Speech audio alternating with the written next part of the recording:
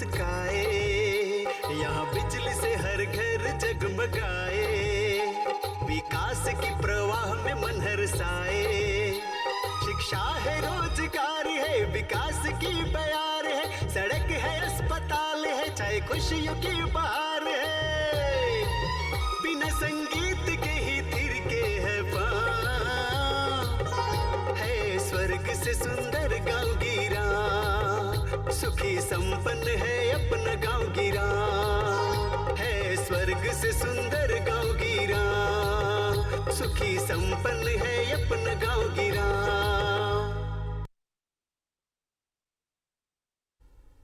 किसान भाई बहनों, जोहार। गांव गिराओ कार्यक्रम में आपका स्वागत है।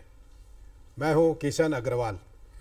किसान भाई बहनों, पशुपालन प्रसार शिक्षा का पशुपालन के क्षेत्र में भूमिका, जी हां, आज हम आपको इसी विषय पर जानकारी करवाने जा रहे हैं।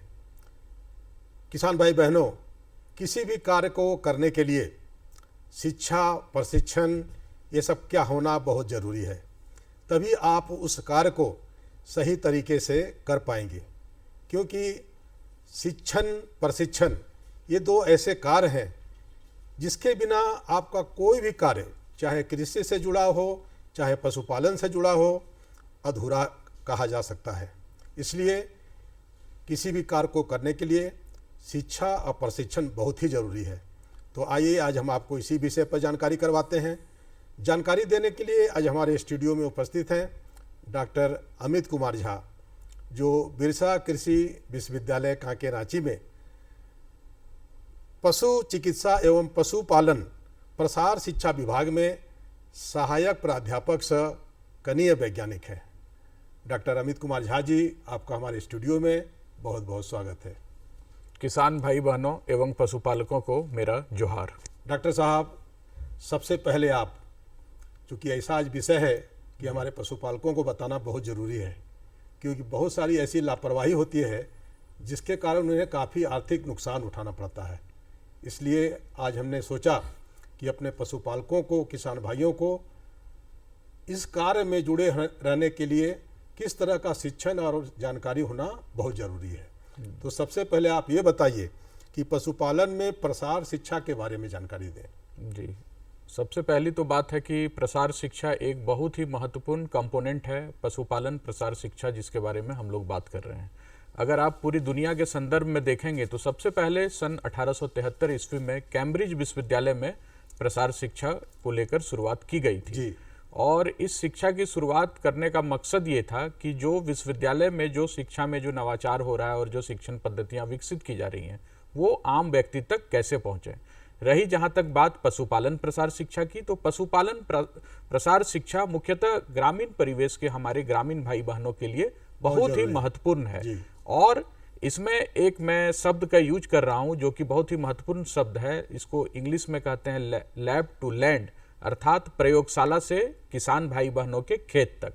मतलब जो हमने प्रयोगशाला में जो तकनीकी जो विकसित की जो तकनीकें, वो तकनीकें किसान भाई बहनों तक कैसे पहुँचें, मतलब लैब से कैसे लैंड तक पहुँचें। और इसी पहुँच का यह जो ब्रिज का काम करेगा, जो हमारा जो लैब से लैंड तक पहुँचाने का काम करेगा, पुल का काम करेगा। जी, जो पुल का काम करेगा, जो सेतु का काम करेगा, वो यही पशुपालन प्रसार शिक्षा, यह पुल और सेतु का काम करता है, जिसके माध्यम से विभिन्न नवाचार जो इनोवेशंस हो रहे हैं, वो इनोवेशंस इंस्टीट्यूट से, यूनिवर्सिटी से निकलकर हमारे आम भाई बहनों तक, किसान भाई बहनों तक पहुँचे। जैसे डिफरेंट डेयरी फार्मिंग में हो सकता है, पोल्ट्री फार्मिंग में हो सकता है, पिग फार्मिंग में हो सकता है, गोट फार्मिंग में हो सकता है। ऐसे कई सारे बहुत महत्वपूर्ण फार्मिंग सिस्टम को एक्सटेंशन एजुकेशन स्ट्रेंथन करने का काम करता है जी। और पशुपालन प्रसार शिक्षा की सबसे महत्वपूर्ण बात यह है कि आज यह एक कृषि के पूरक के रूप में काम कर रहा है। एकदम सही बात। जीडीपी में सकल घरेलू उत्पाद जिसको हम लोग बोलते हैं, उसमें पशुपालन का एक अच्छा खासा योगदान है। और अभी पशुपालन का क्षेत्र एक ऐसा है जो युवाओं को रोजगार दे रहा है, ग्रामीण विकास में एक महत्वपूर्ण कदम है। और महिला सशक्तिकरण की बात हो, नेतृत्व विकास की बात हो, युवाओं के पलायन को रोकने की बात हो, इसमें पशुपालन प्रसार शिक्षा एक महत्वपूर्ण भूमिका निभा रहा है। और विभिन्न नवाचार और विभिन्न तकनीकें जो एग्रीकल्चर यूनिवर्सिटी, वेटनरी यूनिवर्सिटी द्वारा बनाई जा रही है, उनको हम लोग किसान भाई बहनों तक प्रसार शिक्षा के माध्यम से ही पहुंचाने का काम कर रहे हैं। बिल्कुल सही कहा डॉक्टर साहब आपने। इतना सारा विकल्प हमारे किसान भाइयों तक, ग्रामीणों तक फैला हुआ है, आपके सामने सारा विकल्प खुला हुआ है। आप चाहे तो कृषि से जुड़ सकते हैं, आप पशुपालन से जुड़ सकते हैं, आपके पास काम की कोई कमी नहीं है और आपको शहर आने की, पलायन करने की कोई आवश्यकता नहीं है। आप अपने यहाँ रह करके शहर से ज़्यादा आमदनी कर सकते हैं। ये बात आपने बहुत अच्छी बात बताई, क्योंकि प्रचार प्रसार एक ऐसा माध्यम है जिसके आप अधिक से अधिक जानकारी प्राप्त करते हैं और उस सब पहलुओं को सीखते हैं जो कि आपको जानकारी नहीं होता है। डॉक्टर अमित कुमार झा जी, अब आप हमारे पशुपालकों को, किसान भाइयों को, क्योंकि सारा काम तो किसान भाई और पशुपालक ही करते हैं, और बहुत सारे गांव में मैं गया हूं और देखता हूं कि 10, 20, 25, 50 की संख्या में सभी लोग पशुपालन, खासकर गोपालन अवश्य करते हैं, जिससे कि उनको दूध का उत्पादन मिलता है। अब आप ये बताइए कि पशुपालन के बारे में विस्तार से थोड़ा। जी, पशुपालन, जैसा कि शब्द ही आ रहा है कि पशुपालन, तो पशुपालन को अगर हम बिल्कुल साधारण शब्दों में कहें तो हम लोग ऐसा कह सकते हैं कि पशुपालन विज्ञान की वह शाखा है जिसमें हम लोग पालतू पशुओं एवं उनके प्रबंधन, जैसे कि उनके आवास की व्यवस्था, उनके स्वास्थ्य की व्यवस्था, उनके भोजन की व्यवस्था, उनके प्रजनन के बारे में और उनके उत्पादन के बारे में, इतने सारे पहलुओं का हम लोग पशुपालन में अध्ययन करते हैं।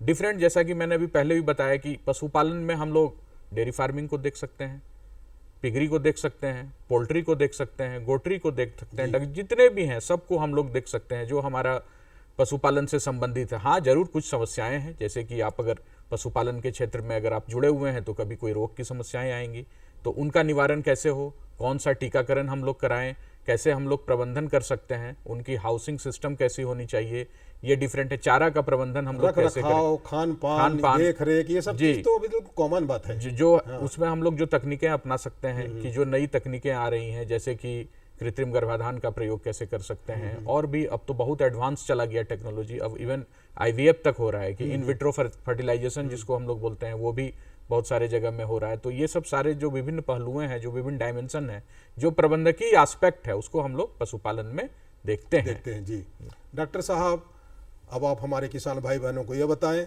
कि पशुपालन प्रसार शिक्षा की शिक्षण विधियों के बारे में थोड़ा जानकारी। जी, यह बहुत एक महत्वपूर्ण बात है। सबसे पहले तो अगर हम देखेंगे कि शिक्षा को आप अगर बांटते हैं तो दो महत्वपूर्ण कंपोनेंट में सबसे पहले बांटते हैं।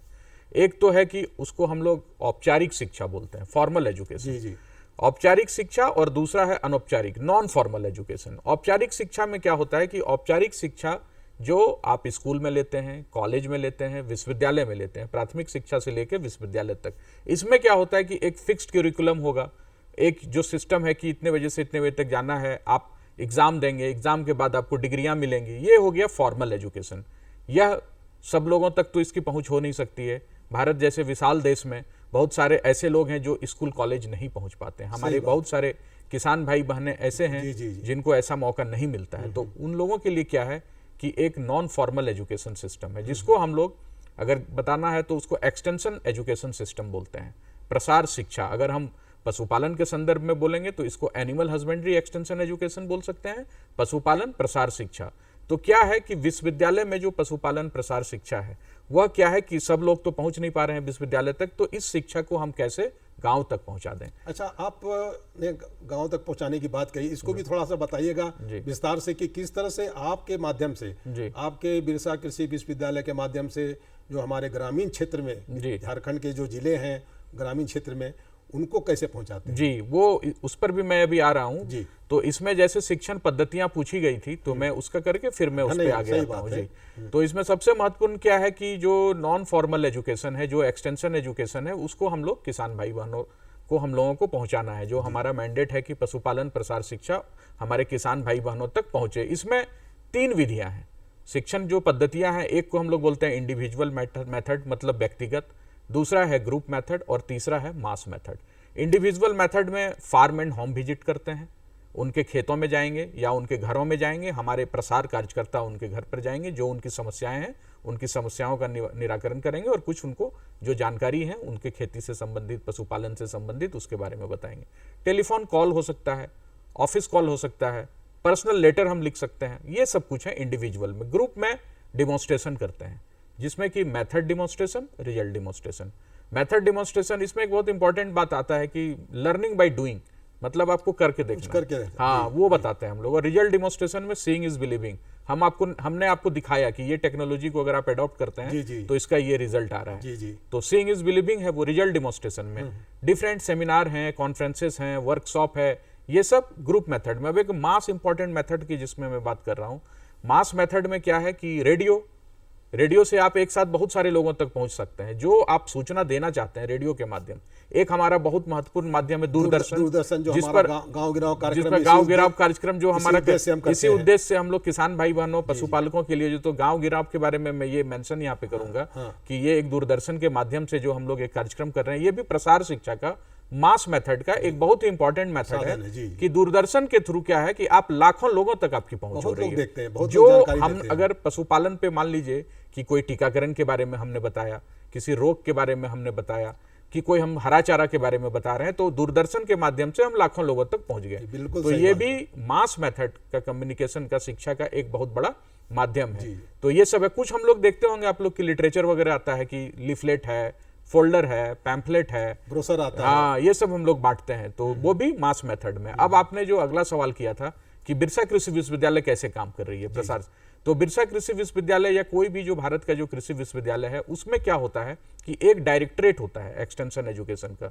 जिसको हम लोग बोलते हैं प्रसार शिक्षा निदेशालय। प्रसार शिक्षा निदेशालय जो उस विश्वविद्यालय के संबद्ध कॉलेज है, जैसे अगर बिरसा एग्रीकल्चर यूनिवर्सिटी की बात करें तो अगर रांची वेटनरी कॉलेज है, रांची एग्रीकल्चर कॉलेज है, और डिफरेंट कॉलेजेस हैं पूरे झारखंड में बिरसा एग्रीकल्चर यूनिवर्सिटी, एक तो उनके माध्यम से प्रसार शिक्षा का काम होगा, और दूसरा केवीके एक होता है, उसको हम लोग बोलते हैं कृषि विज्ञान केंद्र, कृषि विज्ञान केंद्र, जो कि हर जिले में होता है। वो हो सकता है आईसीआर का इंस्टीट्यूट हो सकता है बिरसा एग्रीकल्चर यूनिवर्सिटी का हो सकता है कुछ एनजीओ चला रहे हो सकता है कहीं झारखंड गवर्नमेंट चला रही हो।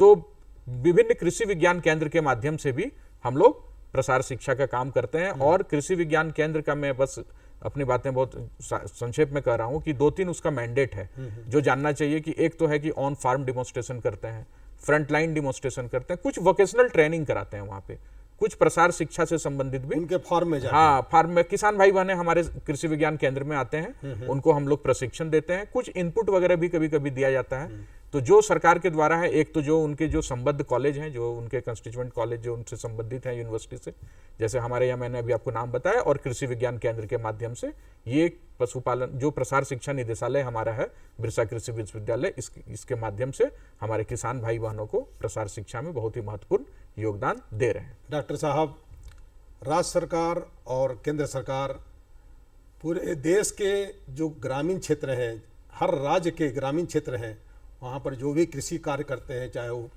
पशुपालन करें, चाहे खेतीबाड़ी करें, सरकार, केंद्र सरकार और राज्य सरकार का बहुत विशेष ध्यान है, और उनके लिए बहुत सारी योजनाएं चलाई जा रही हैं जिससे कि देश का विकास हो।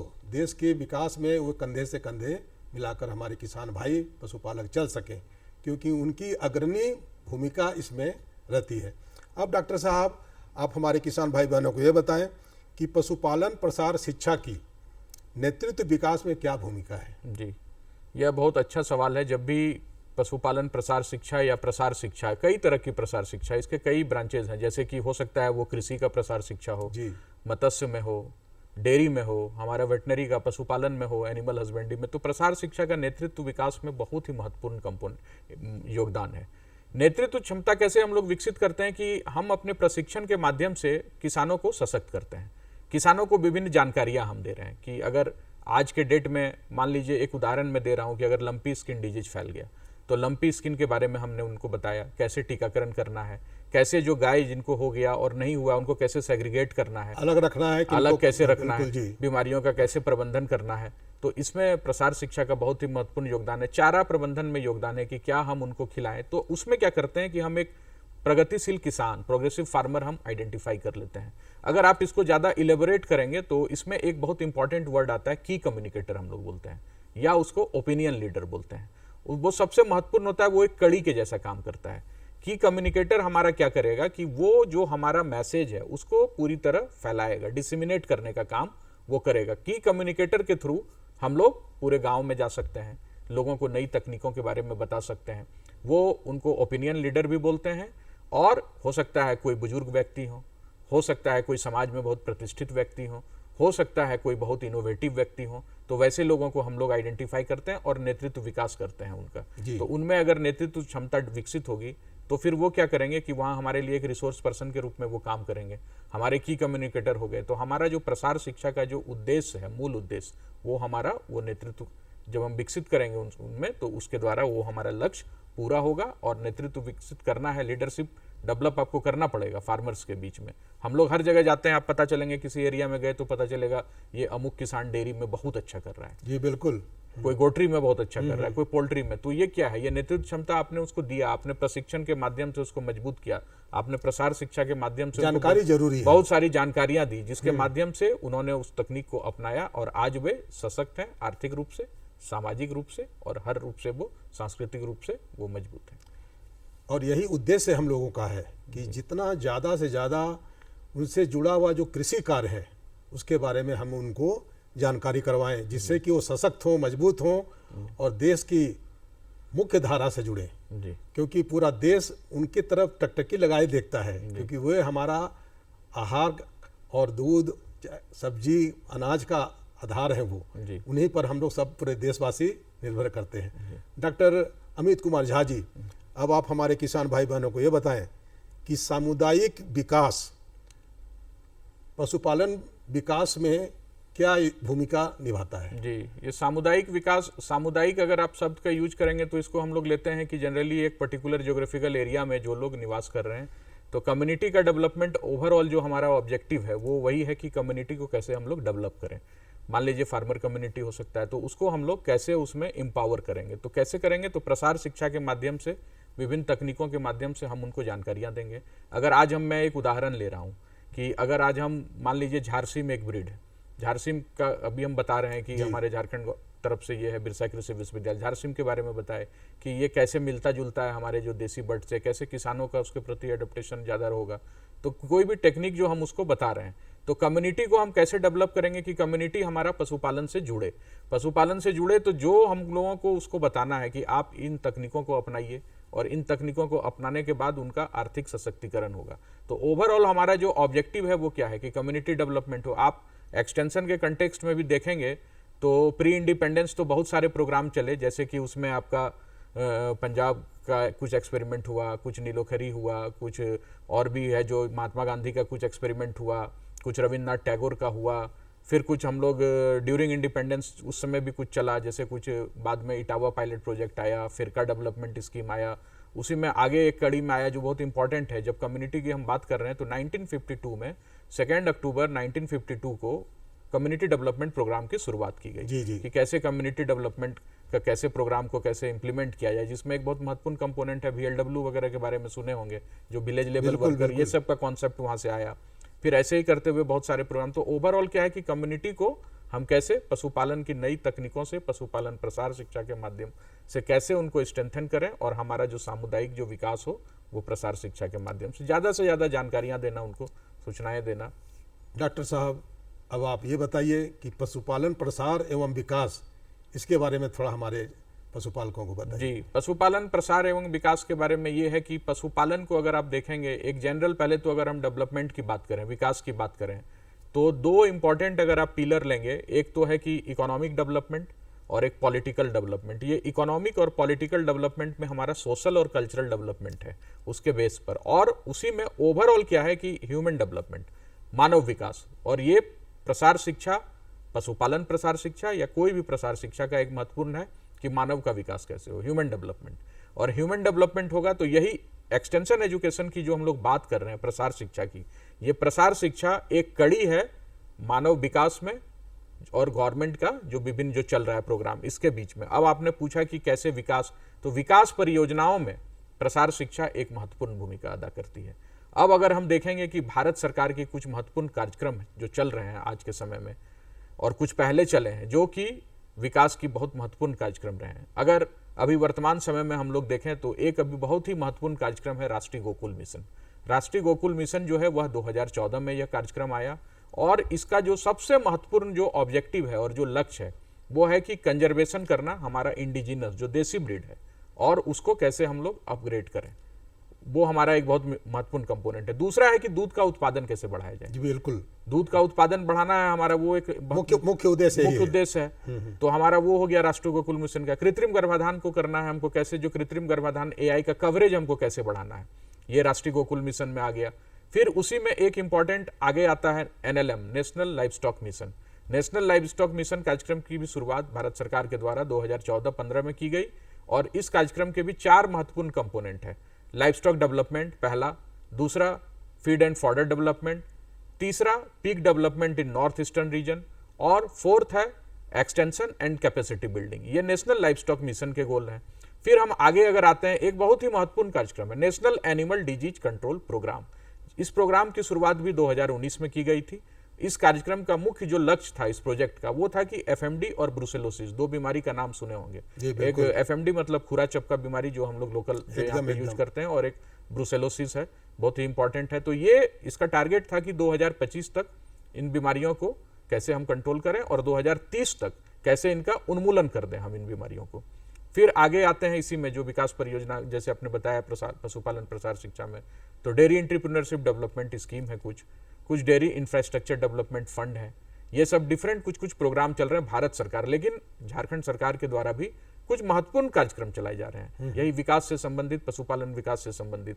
तो प्रसार शिक्षा के माध्यम से हमारा काम है कि किसान भाई बहनों को उन कार्यक्रमों के बारे में पता हो ताकि वो अपने संबंधित जिला में उस कार्यालय में जाकर पता कर सकते हैं और उसका ज्यादा से ज्यादा फायदा उठाएं और आर्थिक सशक्तिकरण। अगर हमारा किसान विकसित होगा, अगर हमारा किसान खुशहाल होगा, तभी तो हमारा देश खुशहाल होगा। और अभी क्या है कि एक ऑब्जेक्टिव है कि doubling the farmers income, farmer के आमदनी को आपको दोगुना करना है, आय बढ़ाना है, उनकी आय को बढ़ाना है, उनकी आय को दोगुनी करनी है। तो उसमें अब मैं झारखंड के संदर्भ में जो बातें कर रहा था उसमें एक बहुत ही महत्वपूर्ण कंपोनेंट है मुख्यमंत्री पशुधन विकास योजना।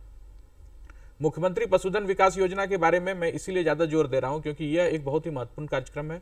और मुख्यमंत्री पशुधन विकास कार्यक्रम में आप जान लीजिए, पहला तो है कि बकरा विकास कार्यक्रम जो है जिसमें आपको 4 मादा मिलेंगी और 1 नर आपको दिया जाएगा सरकार के द्वारा। 4 जो मादा होंगी वो ब्लैक बंगाल नस्ल की होंगी। ये हो गया, क्योंकि समय भी कम है तो मैं बस प्रोग्राम को संक्षेप में बताते जा रहा हूँ। दूसरा हमारा है उसी में सुकर विकास को लेकर, सुकर विकास में भी सेम है, 4 मादा मिलेंगी, 1 नर मिलेगा आपको, टीएनडी नस्ल। तीसरा है आपको उसी में पोल्ट्री बर्ड पे कर किया जाएगा। उसमें बोला जाता है कि लो इनपुट लेयर बर्ड, जो कि लो इनपुट लेयर जो आप घर में जनरली बैकयार्ड पोल्ट्री करते हैं ना, कि घर है हम साथ में मुर्गी पालन भी कर रहे हैं, तो उसमें क्या हो रहा है कि 400 लेयर को हम लोग देते हैं, सरकार देती है। उसके बाद ब्रॉयलर का है, ब्रॉयलर को 500 देते हैं। फिर बत्तख फार्मिंग में है, डक फार्मिंग में, जिसमें कि 15 चूजा का हम लोग वितरण करते हैं। इसी तरह डेयरी में है, उसमें फिर हस्त चालित जो चैफ कटर है वो दे रहे हैं, इलेक्ट्रिक वाला है, 2 गाय का है, 5 गाय का है। इस तरह विभिन्न जो है, कुछ आप देखेंगे कुछ मैत्री ट्रेनिंग प्रोग्राम भी चल रहा है बहुत सारा, और पैरावेट का है। तो ये सब कुछ डिफरेंट प्रोग्राम्स। डॉक्टर साहब, झारखंड सरकार, क्योंकि हम लोग झारखंड में हैं, झारखंड सरकार द्वारा संचालित ये जो पशुपालन से संबंधित जो कार्यक्रम हैं, प्रसार और विकास के जो कैसे संचालित होते हैं उसके बारे में बताइए। जी, झारखंड सरकार का मैं अभी बहुत बता रहा था कि बहुत महत्वपूर्ण कुछ जो है, जैसे एक तो मैंने अभी मुख्यमंत्री पशुधन विकास योजना के बारे में बता दिया। उसके बाद एक बहुत इंपॉर्टेंट है जिस पे फोकस करना बहुत ज़्यादा जरूरी है, एक मैत्री प्रशिक्षण चल रहा है। मैत्री प्रशिक्षण, जैसे कि ये जो कार्यक्रम है ये राष्ट्रीय गोकुल मिशन के अंतर्गत है और मैत्री प्रशिक्षण नाम ही बता रहा है, उसको इंग्लिश में बोलते हैं MAITRI। मैत्री मतलब हाँ, MAITRI मैत्री, और हिंदी में उसको बोलते हैं अगर हम लोग तो मित्र बोले, मैत्री किसको बोलते हैं, मित्र मतलब मित्र। तो मैत्री में हो गया multipurpose artificial insemination technician of rural India. ये मैत्री का इंग्लिश में हुआ और हिंदी में उसको मित्र बोल सकते हैं, मैत्री बोल सकते हैं। मतलब यह एक कनेक्टिंग ब्रिज के जैसा काम करेगा। किसमें ब्रिज का काम करेगा?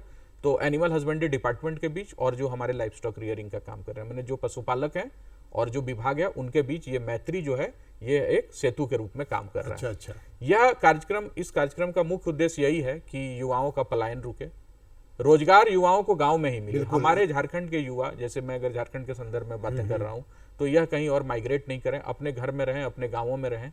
अगर वो मैत्री का प्रशिक्षण लेते हैं तो 30 दिन का ये सैद्धांतिक इसका जो प्रशिक्षण है वो रांची पशु चिकित्सा महाविद्यालय में होता है और एक JSIA में एक सेंटर है, झारखंड स्टेट इम्प्लीमेंटिंग एजेंसी, और फिर 60 दिन उनको फील्ड में कराया जाता है। जी। तो मैत्री का 2-3 इंपॉर्टेंट कंपोनेंट है कि मैत्री AI का काम कर रहे हैं, जो कृत्रिम गर्भाधान है वो कर रहे हैं, हमारा फर्स्ट एड का काम कर रहे हैं, डिवॉर्मिंग का काम करते हैं, वैक्सीनेशन का काम करते हैं, ईयर टैगिंग होता है, 12 डिजिट कान में लगाते हैं, उसका काम करते हैं, टैगिंग करते हैं, इनाफ में एंट्री करते हैं, information network for animal productivity and health. तो ये सब कुछ डिफरेंट काम है जो मैत्री के द्वारा किया जा रहा है और ये एक महत्वपूर्ण। तो किसान भाई बहनों, आज आपने देखा कि पशुपालन प्रसार शिक्षा का पशुपालन के क्षेत्र में क्या भूमिका है, इसके बारे में आज आपने बहुत ही विस्तार पूर्वक जानकारी प्राप्त किया। हमें उम्मीद है कि यह जानकारी आपके लिए काफ़ी लाभप्रद होगी। डॉक्टर अमित कुमार झा जी, आज आप हमारे स्टूडियो में आए और हमारे झारखंड के किसान भाई बहनों को बहुत ही विस्तार से, बहुत ही बढ़िया तरीके से जानकारी दिया और हमारे किसान भाई इसका ज़रूर फायदा उठाएंगे। इसके लिए आपको बहुत बहुत धन्यवाद। जोहार।